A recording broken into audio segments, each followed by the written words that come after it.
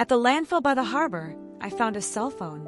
But when I turned it on, the video inside made my heart stop and pulled me into a truth no one could have imagined. Welcome to Cheat Sheet Tales, where loyalty dies, lies bleed out, and the truth hits like a slap to the face. These aren't just stories. They're confessions soaked in betrayal and regret. Ever spotted a red flag when it was already too late? Say it in the comments. Let's tear into today's tale. I woke up to the sound of rain hammering. The rusted sheet metal above my head. Cold air slipped in through the warped window frame, cutting straight to the bone. My breath hung in the air like pale smoke as I pushed aside the thin blanket, its edges stiff with age. The makeshift stove in the corner had long since gone cold, and the damp smell of the night still clung to everything. Inside, I reached for the half-empty plastic bottle beside my bed, splashed some water onto my face, and rubbed away the grit of another sleepless night. Breakfast was a stale crust of bread I'd saved from yesterday, and a few sips of lukewarm tea that had lost any hint of flavor hours ago. It didn't matter. I'd eaten worse, much worse. I pulled on my old windbreaker, its zipper stuck halfway up, and stepped outside. The muddy lot stretched toward the distant hum of Tacoma's industrial docks, where the air smelled faintly of salt and diesel. The clouds were low, heavy, pressing down on the city. My boots sank into the wet ground with each step as I made my way toward the waterfront dump. I had one prayer on my lips. Please just let me find enough cardboard or bottles today. Enough for a piece of bread, maybe a hot cup of coffee if I was lucky. By the time I got there, the others were already picking through the piles. Alex Gizmo Morales was crouched near an old refrigerator, his fingers working like he was fixing something that would never work again. A couple of men I only knew by their street names, Crab and Sour, were tearing open bags. Without looking up, I greeted them softly. "Good morning, Alex." "Gentlemen." They barely nodded, trading glances as if I just spoken a foreign language. "She's not like us," I overheard one of them mutter. "Talks like she's still living in some rich neighborhood. What's she even doing here?" I pretended not to hear. I'd learned that silence was safer than trying to explain. They called me school teacher because I wore glasses and spoke in full sentences. I didn't smoke, didn't drink, and I never begged on street corners. That alone made me an outsider, even here among people who'd lost everything. Truth be told, I didn't belong anywhere anymore. So I kept my eyes down, bet my work, and let the rain run down the back of my neck. Morning wore on, the rain easing to a fine mist that clung to my hair and jacket. The dump was quieter now, just the steady rustle of plastic and the occasional clang of metal as someone overturned a bin. I worked my way deeper into the piles, past broken furniture and mountains of soaked cardboard. My fingers were numb, but I kept going. I'd learned to ignore the smell years ago, until a sharp, faint sound cut through the background noise. It was a high-pitched chirp, barely there, coming from somewhere behind a collapsed mound of bricks and splintered wood. For a second, my chest tightened. More than once, I'd found kittens tossed into bags, tied shut like garbage. People could be cruel in ways that never stopped surprising me. I'd seen those bags before. Sometimes we got there in time, sometimes we didn't. I set down my sack of bottles and picked my way over the debris. The sound came again, sharper this time. I pulled away a piece of sheetrock and my breath caught. No kittens, no living thing at all. Lying in the dirt was a smartphone. It screamed dark except for the small icon of a nearly dead battery blinking in the corner. I glanced around quickly. Gizmo was still hunched over his scrap pile, and Crab and Sour were arguing about a torn jacket no one had seen. Without thinking, I slipped the phone into my pocket, its weight oddly heavy against my hip, and went back to pretending to dig through trash for another half hour. Just enough to keep anyone from wondering why I'd left so soon. When I finally walked away, the sack over my shoulder held enough bottles for a cup of tea and maybe a roll from the bakery on 6th, but I wasn't heading straight back to my shack. Instead, I turned toward the old heating tunnels near the freight yard where gizmos sometimes set up camp. Afternoon, Alex, I called as I ducked inside. He looked up, his dark hair sticking up in every direction. Think you could help me out? I found this, but the charger's missing. I held up the phone, his eyes narrowed for a second. He wasn't stupid. A phone like this didn't belong in my hands unless it was stolen or found. But he just shrugged. Yeah, I've got something that'll work. You owe me, though. I emptied the coins from my pocket into his palm without arguing. A deal was a deal. As the phone began to take a slow charge, I headed back toward my shack, the thought of what might be on it pressing harder with every step. That night, I lit the stove and boiled the small pile of potatoes I'd found in a discarded crate. The phone sat on the crate I used as a table, screen glowing faintly. When the charging light finally turned green, I hesitated, my hand hovering over it. No passcode, no lock. The home screen was almost empty. No photos, no messages, just a few folders. I opened one at random, and that was when the air seemed to leave the room. There he was, Victor Ellison. My husband, the man I'd been told was dead, standing alive, healthy, smiling in a tuxedo beside a young woman in a wedding gown. And the date at the bottom of the screen was last month. I felt my knees weaken, the world tilting under me. My husband hadn't been murdered. He'd been living, celebrating, starting over, while I rotted away in prison for his death. And in that moment, the cold inside me turned into something else entirely. Before the streets, before the dump, before the smell of damp cardboard clung to my clothes, I was somebody. I was Martha Ellison, daughter of Raymond Ellison, the man who built Ellison Couture from a single tailor shop into one of Seattle's most sought-after fashion houses. My childhood was all glass and light, weekend trips to the San Juan Islands, piano lessons in a sublet room, private schools where every hallway smelled faintly of polished wood and perfume. My mother, Julia, was gentle but unyielding when it came to manners. My father was stricter still, insisting I work twice as hard as anyone else because Ellison meant something, or it used to. When I left for university, there was never a thought of a dorm room. My parents bought me a small, airy condo downtown with floor toweling windows and a balcony that overlooked Elliott Bay. I studied languages, dreaming of becoming an interpreter, someone who could move effortlessly between worlds. My father approved. He liked the idea of a career that was both sophisticated and profitable. Even then, I kept to myself. I didn't go to parties, didn't drink, didn't smoke. I wasn't shy exactly, just unwilling to waste time on things that felt empty. My glasses and my serious manner made me the quiet girl in every room. That never bothered me until Victor. We met at a fashion show in the city, one of those events where champagne flowed like water and every seat was occupied by someone in the business. I was there on behalf of my father's company, studying the latest designs, taking notes. Victor was introduced as a promising new designer. Tall, well-dressed, the kind of smile that made you feel like you were the only person in the room.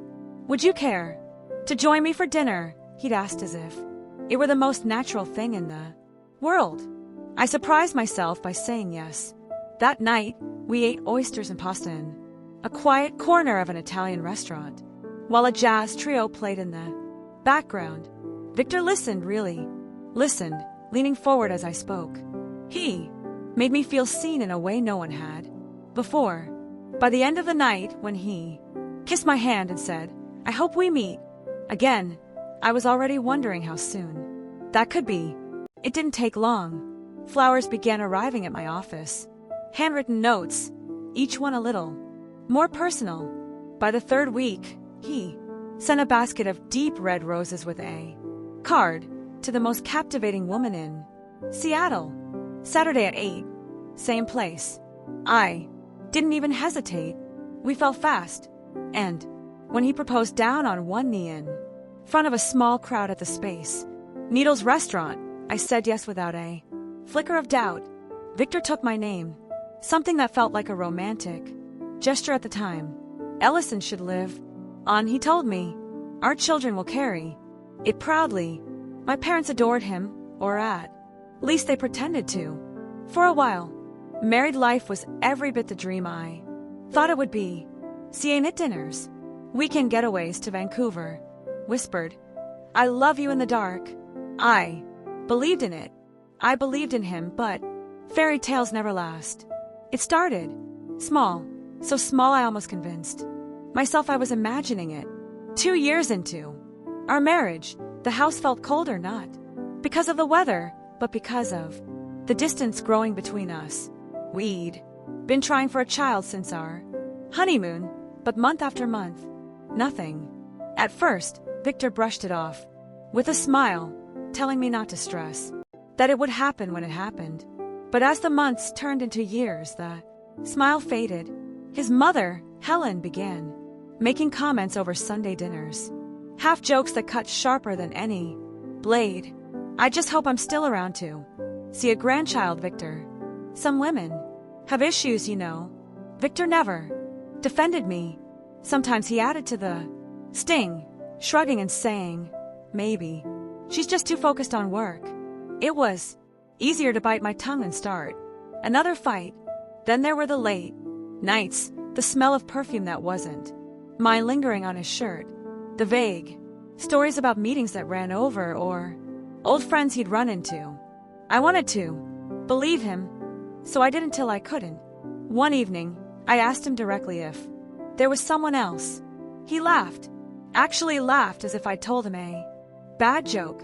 You're imagining things, Martha. Your wound too tight. That night, I lay awake staring at the ceiling, listening for the sound of his breathing beside me. I never heard it. The breaking point came a few weeks later. We were sitting in the living room with Helen, and the words just spilled out of me.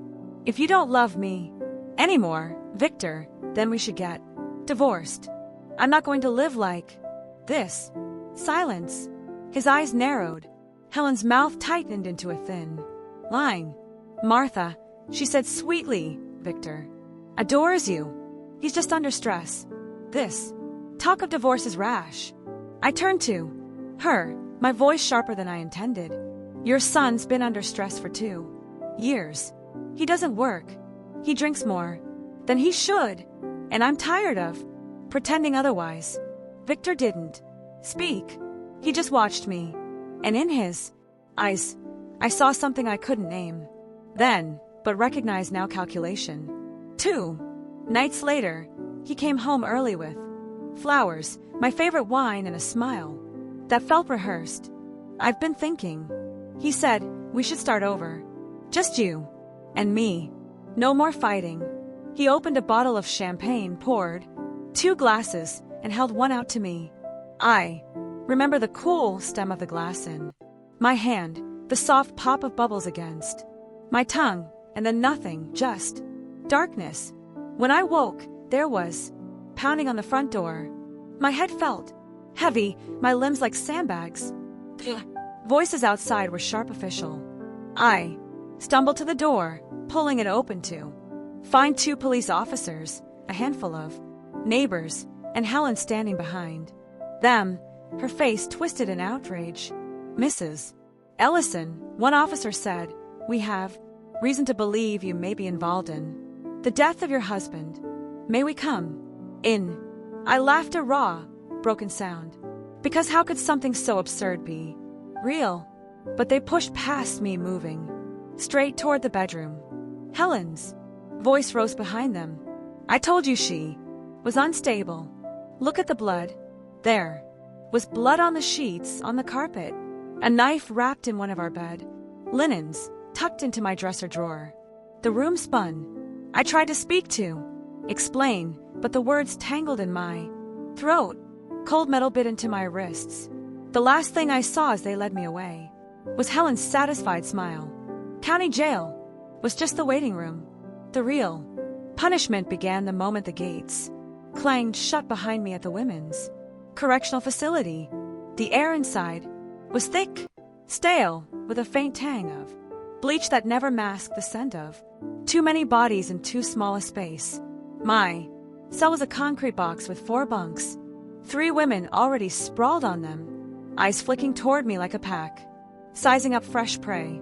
I'd never lived with strangers before, never shared a bathroom, never heard the sound of keys jangling at every turn. In those first days, I barely spoke, barely ate. I lay on my side, facing the wall, holding myself together, one breath at a time. It didn't take long for the taunts to start. "Hey, school teacher," one woman called from across the cell. "What's your story? Who you kill?" When I didn't answer, the tone shifted, sharper, meaner. "Too good to talk to us. Think you're better." One afternoon, a woman named Rena dropped down from the top bunk and came right at me, her shadow swallowing the light. "Let's see how long you last in here, princess." Before she could lay a hand on me, a voice cut through the tension. "Back off, Rena." It came from a tall, broad-shouldered woman in her 40s with eyes that could stop you mid-breath. "She's under my watch now." That was Donna Harris. Donna had been inside longer than most, long enough to know the rules. That didn't make it into the handbook. She sat me down on my first real night there and spelled it out. "You want to survive. You pick a reason to keep breathing. Could be revenge, could be proving them wrong, but you pick it and you hold on to it like it's the only thing you've got. And you never start snitching for favors. That's a death sentence in here." She taught me more than how to keep my head down. Donna had a kind of rough grace, a way of navigating the undercurrent of threats and alliances. She showed me how to stand my ground without starting a fight, how to make myself useful so I wasn't seen as dead weight. My hands found work at the sewing tables, hemming uniforms, repairing torn laundry bags. It was menial, but it was something I could control. Over time, the walls stopped feeling like they were closing. In every hour of the day, I still woke. In the night, heart racing, replaying that last evening with Victor. But instead of breaking me, those memories started to harden into something else. Not just grief, not just shame, resolve. I would survive this place. And one day, somehow I would make them all answer for what they'd done to me. 6 years. That's how long it took for the sentence to end, though it felt like a lifetime had been carved out of me. When they finally handed back the few things I'd had the night I was arrested, a pair of earrings, my glasses, a jacket that no longer fit, I stepped outside the gates. With no family waiting, no friends, no place to go, I took the bus back to Seattle, clutching the worn strap of my bag, my heart foolishly hoping I could at least see my home from the street. But when I reached the old address, there was no trace of my life left. A couple I'd never seen before opened the door. The woman held a coffee mug. The man barely looked at me. "You got the wrong house," he said flatly, and when I tried to explain, he shut the door in my face. I begged them to let me take whatever might still be mine. A coat, a photo album, anything. They threatened to call the police if I didn't leave. The company was worse. Ellison Couture had been sold. New owners, new logo. The man in charge, some slick executive named Edward Harper, refused to see me. The security guard, someone who had once greeted me with a smile, looked right through me as if I'd never existed. "Ma'am, I'm going to have to ask you to step away from the building." I walked 4 hours that day until my feet ached. The drizzle soaking my hair flat against my head. By nightfall, I was just another figure under the overpass in Tacoma, wrapped in a blanket someone had left on a bench. I told myself it would only be temporary. A week, maybe 2. But weeks turned to months and months, into a year. Then came the phone, the video. Victor alive, laughing, married to someone else. The fury that surged through me was like nothing I had felt since the night I was arrested. It burned away the numbness I had been living in, replaced by something sharp, dangerous. The next morning, I washed my hair in the sink at the shelter, pulled on the cleanest clothes I had, and walked straight to the police station. My heart pounded so hard I could feel it in my ears. At the front desk, a young officer barely glanced up as I explained why I was there. So let me get this straight, he said, smirking. You're dead. Husband's actually alive, and you've got proof on a phone you found, lady. You expect me to believe that? I'm telling you the truth, I said, gripping the edge of the counter. I was framed. I spent 6 years in prison for a murder that never happened. He leaned back in his chair. Sounds like you just want a reward for turning in a phone. Tears burned my eyes, but I held my ground. I don't drink. I don't lie. And I'm not leaving until someone listens. That was when I heard a deeper voice behind me. What's going on here? I turned to see a tall man with closed cropped hair and a face marked by a thin scar running from his cheekbone to his jaw. His eyes were sharp but not unkind. The desk officer waved a hand. She's spinning some story about her husband coming back from the dead. The man stepped closer, studying me like he could see past the dirt under my nails, past the fraying edges of my jacket. Ma'am, he said, come with me. Let's hear it all from the beginning. That was how I met Detective Stephen Carter. Stephen Carter wasn't the kind of man who wasted words. In his office, he closed the door, sat across from me, and said, start at the beginning. Don't leave anything out. I told him everything. My marriage to Victor, the night I blacked out, waking to police at my door, the trial, prison, the dump, and finally the video on the phone. When I was done, I slid the phone across his desk. It's all there. Date stamp and everything. He watched the clip twice, his expression hardening. You're saying you served 6 years for murdering this man, he said slowly, and he's walking around free. Yes, I whispered. And marrying someone else? Stephen leaned back, rubbing his jaw. Leave the phone with me. I'll look into it.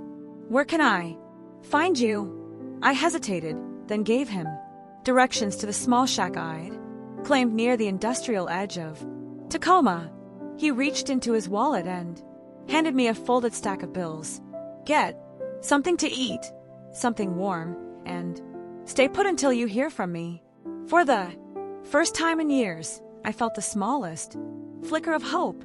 Within days, Stephen had pulled my old case file and seen what I'd never been allowed to see. Contradictions, missing reports, statements from neighbors who all told the exact same story in the exact same words, too perfect to be real. And not one scrap of direct evidence that Victor was dead. He dug into Victor's trail and found him in Portland, Oregon, living under the name Victor Roman, preparing to marry Madison Blake, an heiress whose father had left her a trust fund. The pattern was textbook. Charm the woman, marry her, drain her, disappear. Stephen didn't tell me the details until much later.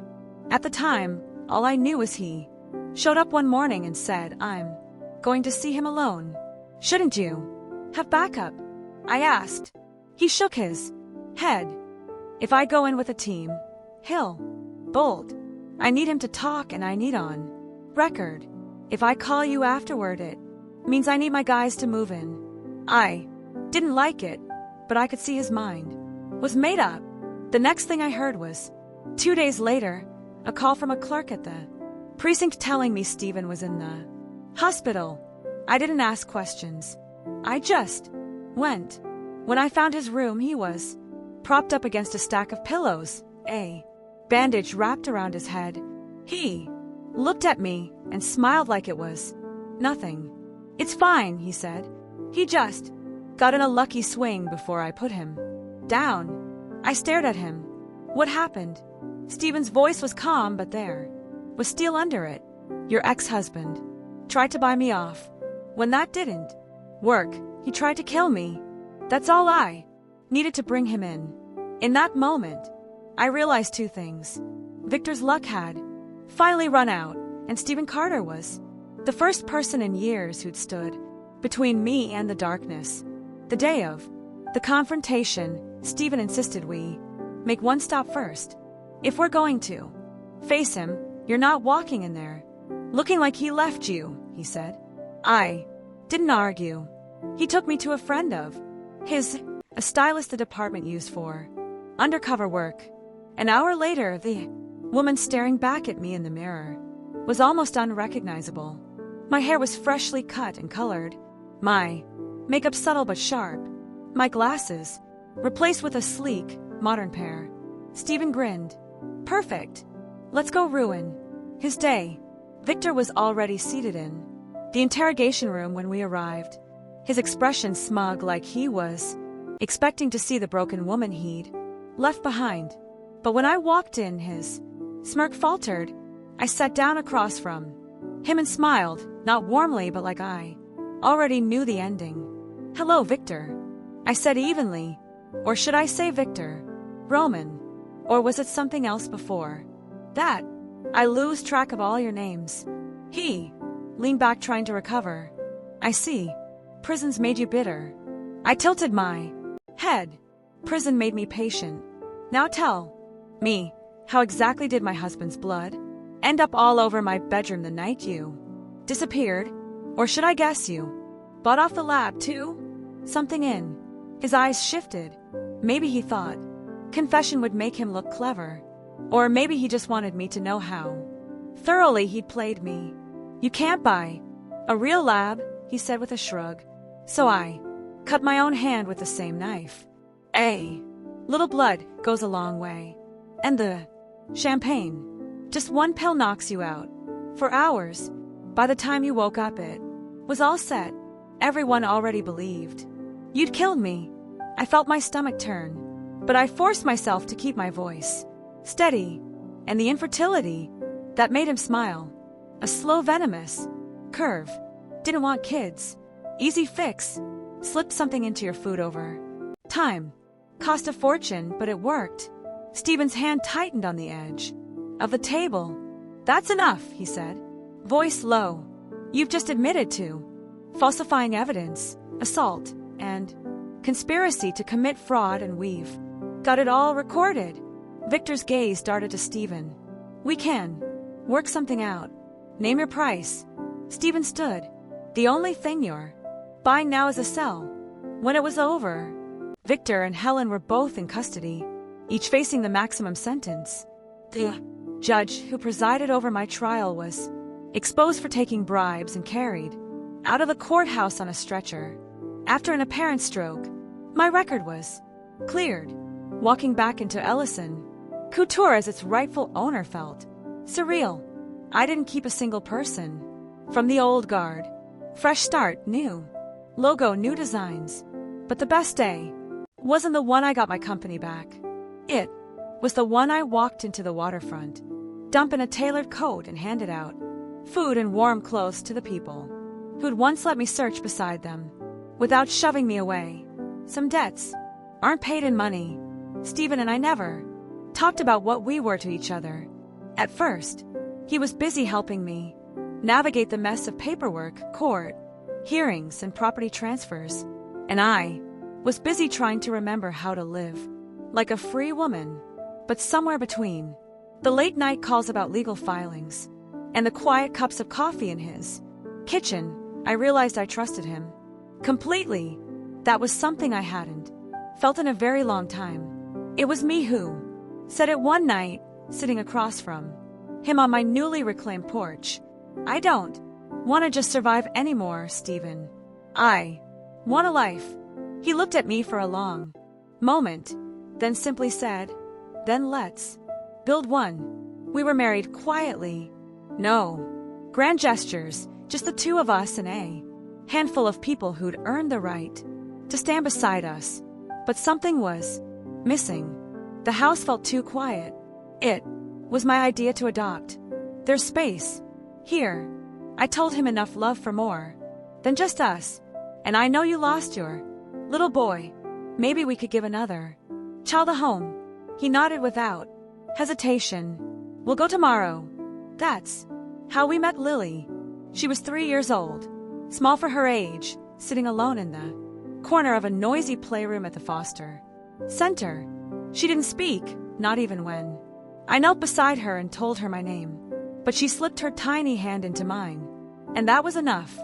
It took months of patience, surgery to fix the limp she'd been left with after an accident, and more bedtime stories than I can count. Before she spoke her first word to me, I'd been washing windows on a ladder when I lost my footing and twisted my ankle. She came running, eyes wide, and blurted, "Mommy, are you okay?" The word Mommy filled the room warm and bright. I forgot about the pain entirely. Not long after, life gave us one more miracle. I was pregnant. The doctors couldn't explain it, and I didn't ask them to. All I knew was that the family I thought I'd never have was suddenly real, breathing, laughing under my roof. These days, our evenings are spent in the park, watching Lily race toward the swings while Stephen holds my hand. Sometimes I catch him looking at me with that same steady gaze he had the first day we met, and I realize he saved me in more ways than one. Justice gave me back my name, my company, my home. But Stephen and Lily gave me something even greater. Proof that the life I'd lost wasn't gone forever. It was just waiting for me to fight my way back to it. And I did.